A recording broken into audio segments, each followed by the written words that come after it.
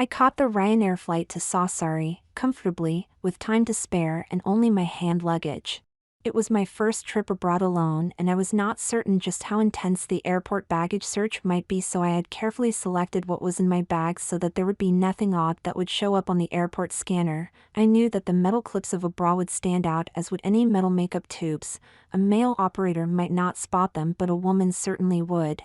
So in had gone my favorite frosted blonde wig, silk dress, panties and tights. I'd buy a bra when I arrived. I had carefully placed my breast forms back to back upright so that they did not scream what they were to the scan operator, and I was wearing my false vagina, as a search that intimate was pretty unlikely, and I wanted to keep my baggage below the weight limit. This was for fun, and I was not going to pay their ridiculous prices for a few extra kilos. My plans were to go to the famed queer party which happened every October, which I'd learned about from overhearing a mobile phone conversation about it on the train one evening. It's really amazing what people talk about. Anyway, I had done a bit of research on the internet, and the more I read the better it seemed, and I decided that as nobody would know or recognize me, it was not a chance to miss. So I'd planned the weekend away just for me, or really for her. I had got myself really worked up worrying about discovery in such a public place as an airport, but there was no problem going through the body scanner, and my bag passed without a hitch. Presumably because of the time of year, the plane was only half full and most of the passengers were Italian. The one sitting next to me was reading a local newspaper which was full of lurid pictures of riots, wrecked cars and pretty girls draped around various besuited men. The flight was smooth, and going through customs at arrival was simple, and the airport shuttle bus was waiting outside. Everything went like clockwork, and I knew that I was going to have a great time. Fortunately, the small hotel I had already booked was quite close to the queer party venue, so that I should not have to walk far coming back, as I expected a long night of dancing and partying ahead of me. It was still early in the afternoon, so after a leisurely shower and a full shave, I made for the main shopping area and surprisingly quickly found a lingerie shop. Italian underwear is to die for, and though sorely tempted by what was on offer, focused on a pink bra with black lace edging. Not bothering what the sales assistant might think, as I'd never see her again, I handed over the correct money and wandered back to my hotel. There I spread the contents of my bag over the bed to check that everything that I need was there, as I now had a couple of hours to get ready. To save making a mess, I stripped completely. I just had to give in and put my new bra on first. I had never been able to do the clips up behind me and could not now, so from the front I swiveled it round and then popped in my forms, which gave me an instant buzz, though it made me really regret not buying the matching panties, but hey ho. I had read dozens of articles about how 80% of women wore the wrong-sized bra, that I just could not understand, as the pleasure of having a firm band snugly about my chest enveloping my forms lifted by the shoulder straps was magical. I was immediately beginning to feel feminine and applied my foundation first of all, and then started to dress in my girl clothes. Well, undies and tights only. I did not want to mess up my dress.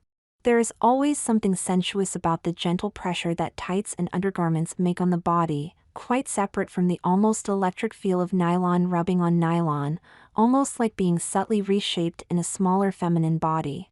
I spent a while just getting my eyes right, carefully outlining my brows, 3 shades of shadow, long lashes and liner with some gentle smudging. Lips took a while to get the ideal Cupid's bow shape, which I then topped up with red gloss followed by cheek blush almost to my ears and then upwards. Then after stepping into the dress and zipping it up, it was just a second or two to get into my shoes before sitting down to fit my wig.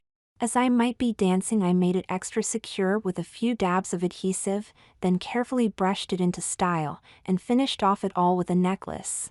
Naturally, I had to spend a while admiring myself in the full-length mirror, though I was also beginning to slowly worry about the whole escapade. Was I wise going out in public in a country whose language I could not speak? Would I fit in? How sympathetic was the local population? As I worried, I automatically smoothed the dress, checked that the bra straps were not showing and that my panties were not revealing the famous line. I slid easily into the feminine mindset about such things. Was everything quite so? I made a couple of circuits of the room and pouted at my reflection in the mirror, hands on hips, shook my head to make my hair fly and my earrings swing. That was wonderful, I thought, every inch a pretty girl anyway. Time was running on, so I popped my makeup into my small bag just in case things might need freshening up, along with my purse, and walked down the stairs, rather pleased at the way my dress hem flounced up with each forward step, out through the lobby, dropping my key on the front desk to the street outside. The evening was surprisingly warm and I took my time to walk, thrilling to the touch of my silk dress across my legs and listening to the clack of my heels on the pavement, the sound echoing back from the buildings as I passed. Every so often I stopped to look in the shops and so admire myself in their windows, giving my hair a quick flick in the reflection. As I passed I noticed that the queer party was well promoted with colorful posters pasted on several walls, so it would be definitely living up to its reputation. There was only a little traffic, so I turned to cross the road and stood for a moment or two and was vaguely aware of somebody else almost alongside me at the curb, when a black Fiat van stopped by me and the driver leaned across to speak to me through the window. I could not hear and did not know what he was saying anyway. Suddenly I was grabbed from behind and thrown into the back and the doors slammed shut. It was frighteningly smoothly done, as though they were a well-practiced team. I stumbled and ended up on the floor in a mental daze. I could not shout and give myself away, so I tried banging on the sides, but the van was swinging about, which made it difficult. It had no windows and was completely dark inside, so I gave up after a while and just sat in the gloom, worried stiff that I was into something pretty nasty. Could they be police or worse, some local hoods? After what seemed hours the van slowed down, stopped briefly, then sped on for a few minutes, before finally stopping with a jerk. The rear doors were flung open, revealing the walls of a tunnel. I stumbled out, my legs were numb as I had been sitting on them, and it was not helped by my high heels. Somebody grabbed my arms and I was half dragged through a side arch and up a sloping passage. I had to part trot to stop falling over. At the end of the passage I was pushed through a door into a brightly lit office. In front of me was a striking woman, tall and slim, immaculately turned out in a black uniform jacket, riding breeches with a broad red stripe complete with patent high boots and belt. Her shoulder flashes showed her to be a capitano of the Carabinieri. She spoke in fluent but heavily accented English. "You have been arrested as part of the state plan to clear the streets of prostitutes and hookers. I am in charge of the Prime Minister's security here and also the guardian of all women's staff. So far as they are concerned, I expect total obedience and impeccable behavior. Any deviation will be punished without sympathy or mercy. Have I made myself clear?" I tried to protest, but she dismissed me with a wave of her hand. "Francesca here will look after you." Echo, lei 40 dimensioni. If the captain was tall and elegant, Francesca was squat and butch, with cropped hair and ridiculously bushy eyebrows, and dressed in a gray uniform jacket from which her tattooed arms projected over very floppy trousers. She grasped my arm with a powerful grip, her fingers crushing my arm painfully, and propelled me out of the room as though I was a feather. Half dragging me for a mercifully short distance along a corridor, we reached a steel door, which she opened with a large key from a bunch around her waist. Inside were rows of shelves, stacked with identical cardboard boxes. She scanned the lot and pulled down one labeled 40, which she thrust into my arms before pushing me down the corridor past even more doors until she thrust one open and me through it. The sparsely decorated room had no windows and just a small bunk, a chair, wash basin, and WC. "Mettere su questi," she grunted as she took the box from me and pointed at it and then me, before putting it on the bed. Next she grabbed my left arm and produced a metal strap which looked a bit like a watch and squeezed its ends together tightly with a loud click, then with a surprisingly swift movement left the room, locking the door behind her. I sat on the bed, my mind in a whirl, rubbing my bruised arm which was throbbing deeply. It was clear that I was entrapped by a well-organized team, and for now there did not seem any way of escaping. I'd just have to go along with what they wanted until I knew more about the place and what was going on. I examined the metal strap, which had a small block where a watch might be, but nothing else except the faintest of vibrations seemed to pulse against my skin. The box contained what seemed to be a mass of shimmering pale blue gauze. Pulling it all out I found much more. On the top was a pair of wispy trousers, then a long-sleeved blouse, then a scarf, and underneath that was a blouse and then a jacket outlined with dark blue sequins.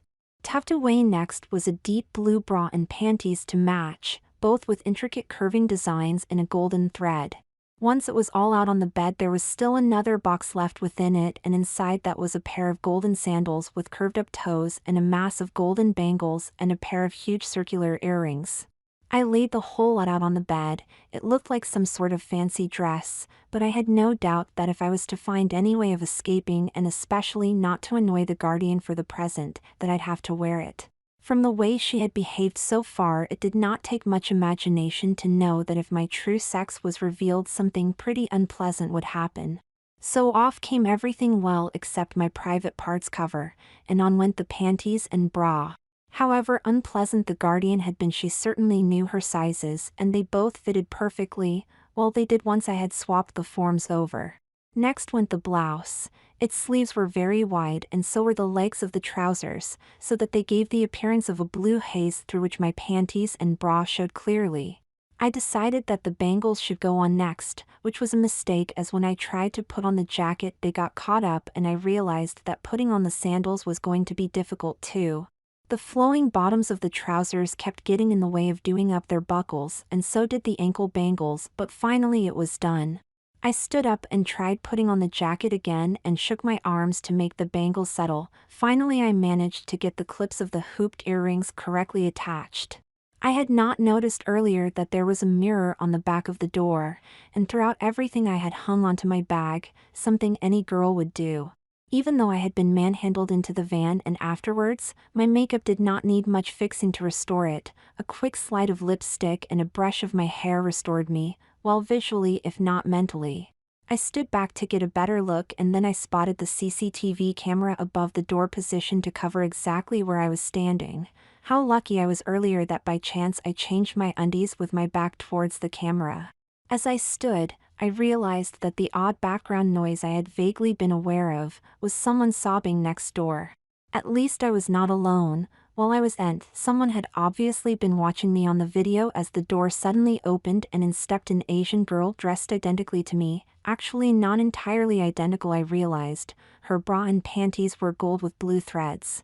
Outside a bell was ringing, and I could hear the sound of doors opening and running feet. She just said Vinayri, and we joined the cluster of identically dressed girls running down the passage, without giving me a chance to say anything. The crowd of us swept into a vast room, lined with wall-to-ceiling mirrors, lit by rows of crystal chandeliers throwing their sparkling light onto a massive central table, which had crystal candlesticks alight down its full length. All along one side was a marble-topped sideboard covered with dishes of food. The crowd of girls moved like a flight of pale blue birds and quickly positioned themselves in front of the dishes, each clearly knowing her role. Those at the far end picking up the dishes and turning inwards to the room. They looked like a trained group of chorus girls, but had not uttered a word. The Asian girl pushed me at the very end, opposite a bowl of fruit, and left me to stand next to a diminutive red-haired girl who was anxiously eyeing a large gold coffee pot simmering on a hot plate. I signed to swap places, as it was obviously too much for her to lift. Quickly we moved, and she smiled her thanks, when suddenly her expression changed to alarm. A stinging pain across the back of my legs explained that the Asian girl had lashed them with a thin whip, which felt as though it had cut right through the diaphanous gauze of my trousers. Looking into the mirror right in front of me, I could see her raising her arm to lash again, but suddenly at the far end of the room a stout middle-aged man entered, accompanied by the carabinieri captain. She held his chair for him to sit, and like clockwork the 10 or so girls farthest from me began to take their dishes to him.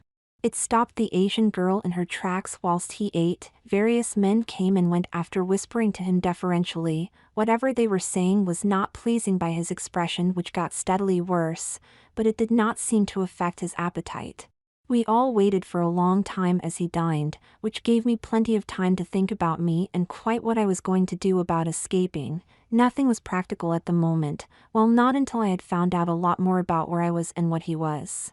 It had dawned on me that the man must be very senior and important, and that we girls were in effect all members of his harem. Then it clicked. He must be the Italian minister that the rest of the world had been talking about, the multi-millionaire who had managed to avoid being arrested for years for sex crimes, and the phrase bunga bunga came to mind.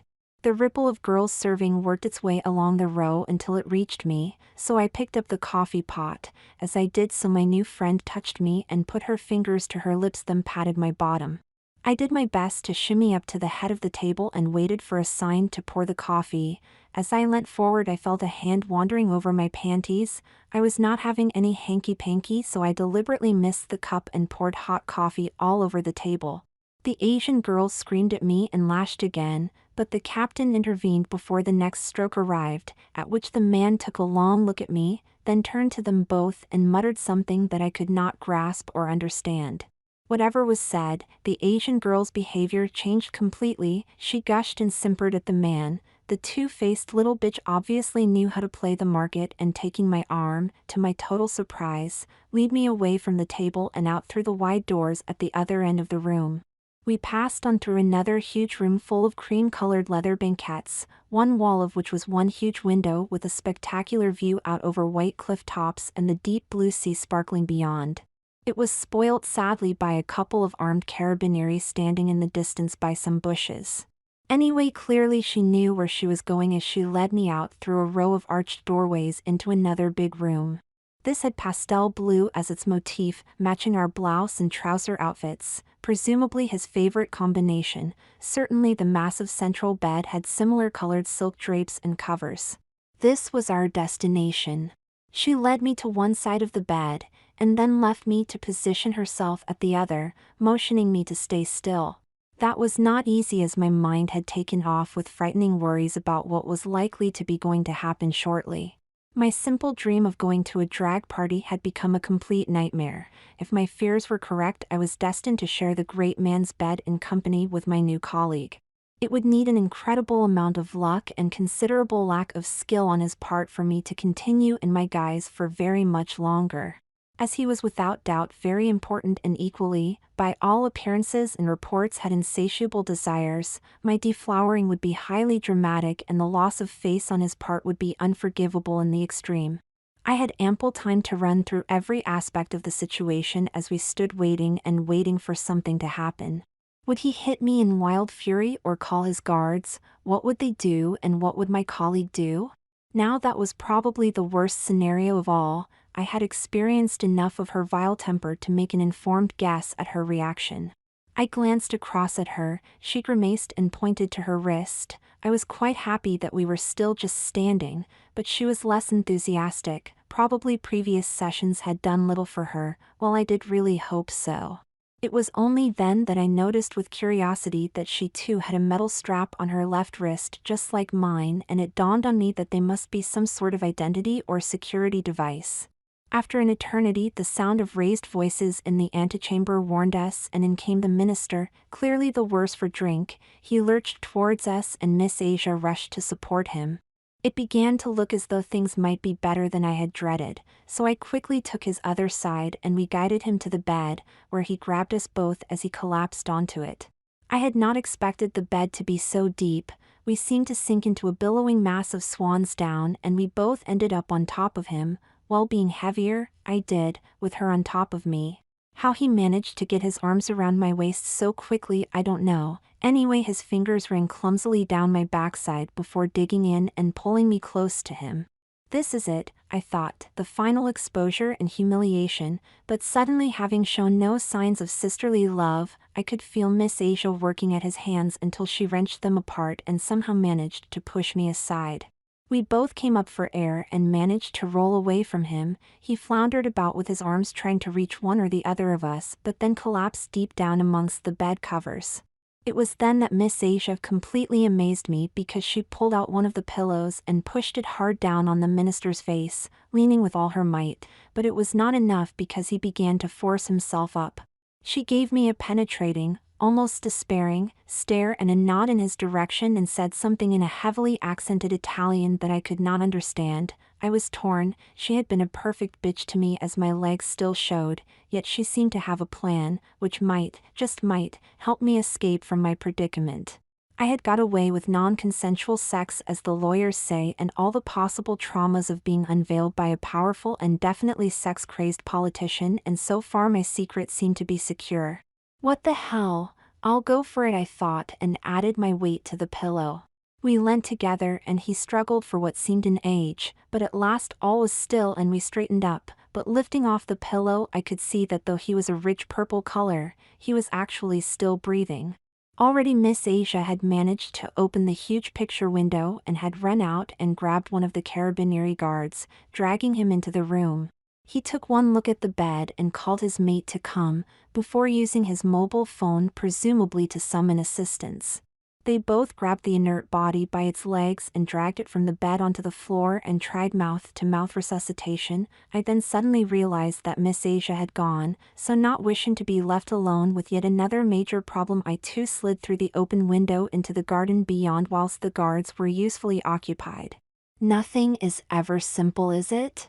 As I stepped out, an alarm bell began to ring and I realized that the strap on my wrist must have triggered it off, but hoped that once I was far enough away it would no longer work, so pulling off my sandals I ran towards the sea, and yes, the noise stopped, only to be replaced by the sound of many running feet and much shouting. The whole place was suddenly floodlit, but I was now past the ring of bushes and in the shadows, so I could look back safely to see a group of carabinieri clustered about a pale blue figure who was screaming her head off and lashing out with her feet and fists. Yes, it was my beloved Miss Asia giving one of her best displays of unpleasantness. Well, rather than me, I thought, as I ran even faster towards the sea, but I then realized why there were such things as sports bras, so had to slow down a bit as things were swinging about a lot and it was not just my earrings. What's more, all the excitement had got the better of me and I just had to pee, particularly as I had not had time at all since being captured. An illogical shyness made me hide behind a bush to do it, especially silly as it was, after all, very dark. But how very lucky I was as suddenly a truck drove past me at full speed along a wide road right across my front, with its headlights on full beam. I realized that I was even luckier because at the rate that I'd been running I'd have stumbled straight off the bank and landed on the road surface and probably ended up in a heap. As it was, I quickly crossed over. Then I stopped to get my breath back and rearrange my bra. With all that weight inside the cups, why does the band always work upwards? And damn those bangles. Now, what was my plan? I asked myself. Clearly I had not one. I was just getting away, and running to the cliff edge probably was not that clever. It was going to be a lot easier to keep to the road in the dark and I'd be able to spot anybody else as they'd have a torch, so I decided to aim from the direction that the truck had come from, as it was unlikely another would follow soon. At least that's what I hoped. So back on went the sandals, flimsy but less painful than road grit on bare feet, and I could trot quite safely, without setting things a-swinging again. I had left the buildings and their lights well behind, but ahead there was now a gleam low down at the side of the road, which as I approached turned out to be from a small hut. By climbing up the bank I could get quite close and keep out of the light. From there I could just see that there was a high wire fence stretching into the night with a barrier across the road, and from the hut was the hiss and crackle of radio voices. I squatted for a while trying to decide what to do. There was no movement within the hut, but that did not mean that it was empty. Should I throw a stone onto the road to find out? No, that was not really a bright idea. Instead, I crept closer to its rear to see if I could hear anything, and as I did so I put a foot into a mass of metal tubing lying in the bushes and almost fell. Reaching down and feeling about, I realized that it was a bicycle, obviously abandoned judging by the weeds growing through it. Very carefully I pulled them away, and it certainly had a chain, handlebars, and a saddle, so I pulled it upright and tried giving it a push. It let out a long creak, so my heart leapt. Nothing happened from the hut, so I slowly pushed it through the bushes towards the barrier, which was faintly illuminated by the light from the hut. The tires were pretty flat, making it quite hard work, but I took a chance and ducked under the barrier pole, giving the bike a push ahead of me. Once I was back in the dark on the other side, I managed to get onto the bike and freewheeled off down the road for quite a distance before I had to pedal. I then discovered how uncomfortable the saddle was. It seemed to focus right between my legs. Still, I should be thankful that I was not wearing the dress I had started the evening with. I pedaled up a hill, and almost as I reached the top, I saw the headlights of a lorry coming up the other side. As it raced towards me, I rode up the bank into long grass just in time and threw myself down, doing no good to my gossamer blouse and pantaloons. Giving it a few moments to clear, I quickly cycled on, hoping that I had not been noticed. There would not be any doubt that I was an escapee dressed as I was. It felt as though I had been pedaling the creaky machine for hours and the sky was lightening slowly in the east behind me. When I came to a signpost, Sassari was off to the right only 3 kilometers. Finally, I arrived at the outskirts, with its street lights drawing me on to the center. The city was awakening, the odd car passed me and a couple even tooted their horns, which made me realize that I must be a very odd spectacle even for Sardinia, so I rode up a small alley and left the bike there. It was a relief to get off that damn saddle, though it left me walking as though I had the curse, but no matter, I recognized the street which my hotel was in and traipsed to its entrance. What luck! Somehow my choice of hotel was shared with other girls, as there was a cluster of weary revelers, obviously from the queer party, dressed in wonderful ball gowns in the foyer, claiming their room keys from a bored bellhop. It was a golden opportunity, trente deux. I grasped the key and joined the throng at the lift. They were all too tired to chat, though I had several odd looks, not surprisingly. Pausing only to hang the non-disturbar label on the doorknob, I collapsed onto the bed. Hours later I awoke and realized that it was mid-afternoon and I had only a few hours before my flight home. Changing into my boy clothes tested every aching joint in my body, and the distress of packing my torn gossamer top and trousers instead of my lovely silk dress and the special bra was only just balanced by my relief at being free again. The quicker I was on the plane home the better. It really had been a disaster of a weekend. Well, almost. At the airport, while standing in the slow-moving boarding queue, we all watched a televised news program. My minister had been arrested, and a crowd of blue-clothed harem girls were being shepherded onto a military bus to be followed by Miss Asia in handcuffs locked securely to Francesca. If only those around me knew.